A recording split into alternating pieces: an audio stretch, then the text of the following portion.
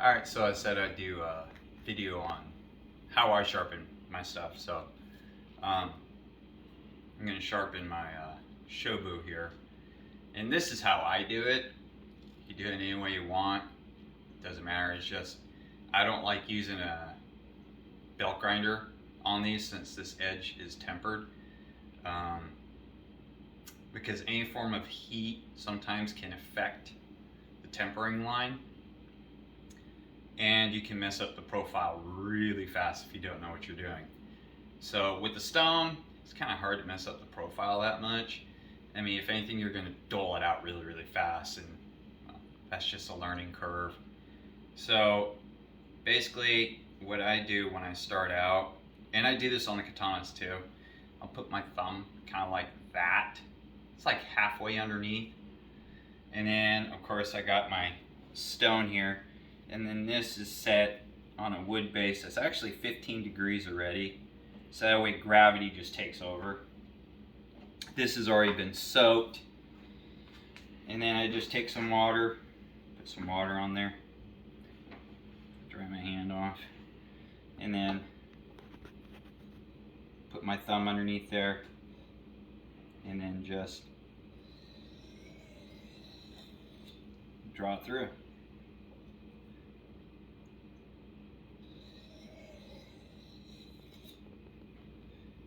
And I'll do this 3 times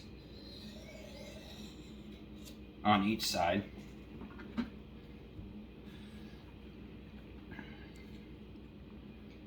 And 3 is a little bit better number than trying to hold it for like 5. And I'll just repeat it over and over. It is time consuming. And this is an 8,000 grit that I'm using right now, because I've already ran this over a 3,000.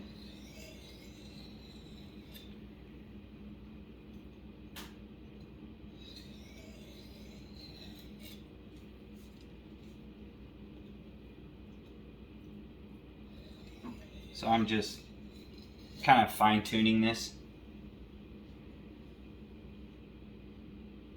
Is all I'm doing. And then of course I'll leather strop it. The main thing is, that's got a nice edge on it, is you always want to soak these and then add water as you go, because the stone will just absorb it. But I have multiple grades. This is an 8,000 and a 3,000. And then the box has got, where is it? I do believe it's 1,000, a 1,000, then a 200 grit. But that's even comes with a leather stropping belt. This is a surfacer. So you just wet this too along with your stone, and you can re-level your stone out. But let me see if I can't get the name here. This is just off Amazon. It's a pretty nice set. But then, like I said, this is not stropped yet, so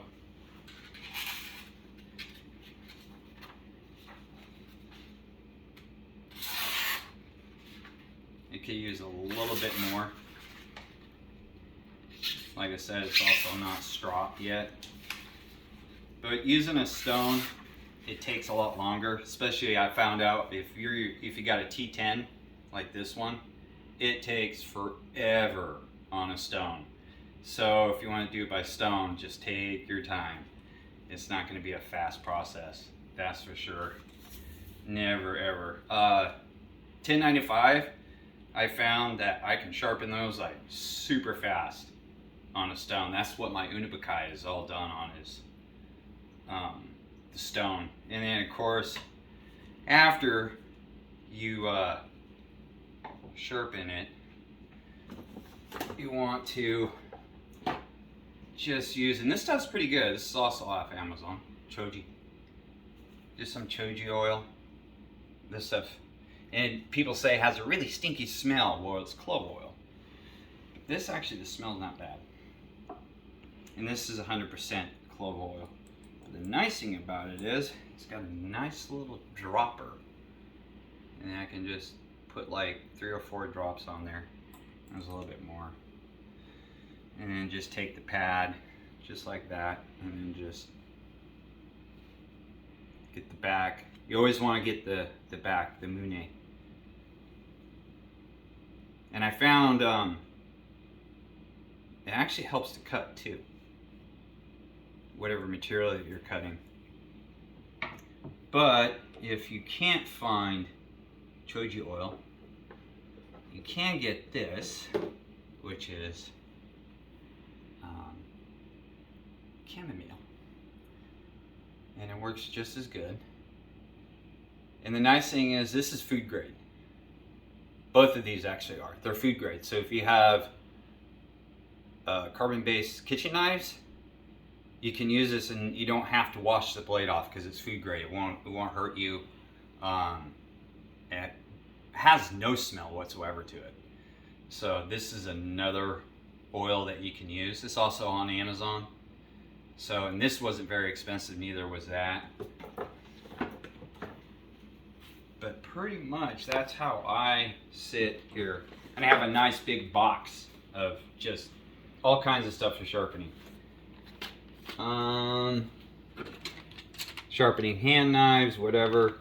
And if you're looking for angles, these are also on Amazon, which all they are is like, this is an 11.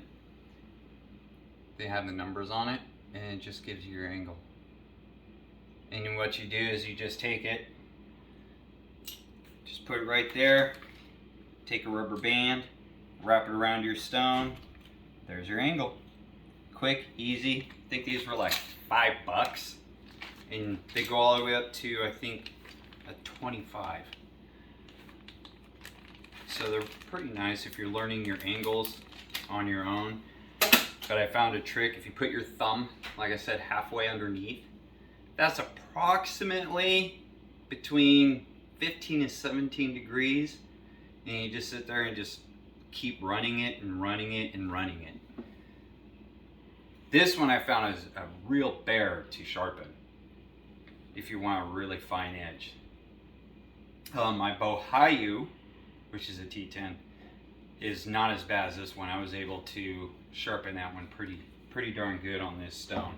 And I did that yesterday, so it's even sharper now. But that one needs more. But if you want to learn how to freehand doing it, I mean, that's basically how I do it. You can move back and forth, or you can go lengthwise like this. I didn't take the handle off because it gives me more control, and I'm lazy. I don't want to take the handle off. At least I'm being honest. And then I strop it. Shout out to Steel Forge and Fire. He did a review on these. And it's basically just comes with your compound and just a leather strop paddle. These work really good. I like it. Then I can just sit there and just strop the edge. And these are actually made, believe it or not, I just noticed this today, where they're made. These are made in Ukraine. And they're really nice. They have different sizes. They have this size, they have a wider paddle, a shorter paddle. Pretty much all of them are just leather strop paddles. I've never had an issue. I've seen some of the reviews on Amazon, like the leather was coming off, this and that. I haven't had an issue. I mean, let's face it, a lot of companies, when you have them shipped from overseas, change the temperature, whatever, just glue it back down. It's not a big deal. You know, unless the leather's torn, then yeah, have them replace it. But that's how I do it, and then I just, these are perfect. I got this at grocery outlet for, what, $3 or something, $5 at the most, and the stone fits perfect in there. And I just drop it in there and soak it. And take it out and put it on my base. I mean, I got another kit. Right there, it comes with all that. Also off Amazon. And these are really good stones. Both these are. I found these though soak up water a lot faster than this kit. But when you're sharpening, you can tell if the water is actually inside the stone because you'll see it when you apply a little bit of pressure. You'll see the moisture push up. So, and that's what you want. You want to know that the moisture is inside the stone. And then when I'm done, I'll just take this all apart, because don't put it automatically back in the box. Don't do that. Leave it out in the air, because if you don't, you're going to start getting a mildew smell, and that's from it sitting inside the box. And I just put them back in the box as they come in, so they're safe. But yeah, I'll just leave it out like all day, and then at night I'll just wrap it all up, put it in there. That way that moisture kind of evaporates out of there. But that's about it, guys. That's how I sharpen my swords. It takes a little bit of time and patience. So it's just me personally working with steel for a good portion of my life. I know the effects that can damage heat treating, so I try to avoid them at all costs. And especially with something like this, I definitely don't want to change it. But if you feel confident that using like a Ken Onion or a belt sander, you feel confident in doing that and it won't hurt it, I mean, it's up to you. I mean, you can do that. I'm not here to tell anybody what to do. It's just, this is what I prefer. So that's about it. Maybe we'll have a cutting video later today. We'll see. Don't know yet. Take care, guys.